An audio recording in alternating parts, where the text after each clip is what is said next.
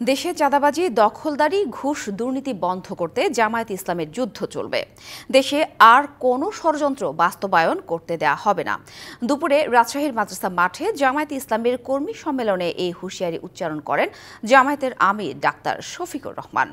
বলেন, আওয়ামী লীগ ১৫ বছরে জামায়াতের নেতাকর্মীদের নির্বিচারে হত্যা করেছে, খুন, গুম, জুলুম, নির্যাতনের মহাতাণ্ডব চালিয়েছে। সেই অবস্থা আর ফিরে আসতে দেয়া হবে না। আল্লাহর শক্তিতে বলিয়ান হয়ে জামায়াতে ইসলাম জাতি গঠন করতে চায় বলেও জানান দলটির আমির।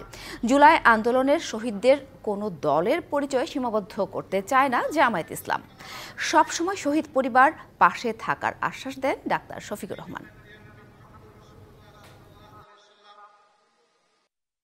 গত ১৫.৫ বছর বিশেষ করে জামায়াতে ইসলামের ২ জন আমির সহ ১ জন সেক্রেটারি জেনারেল সহ ৩ জন নায়েবে আমির সহ ২ জন অ্যাসিস্ট্যান্ট সেক্রেটারি জেনারেল এবং ১ জন নির্বাহী পরিষদ সদস্য সহ ১১ জন দায়িত্বশীল নেতাকে আমাদের বুক থেকে কেড়ে নিয়েছে।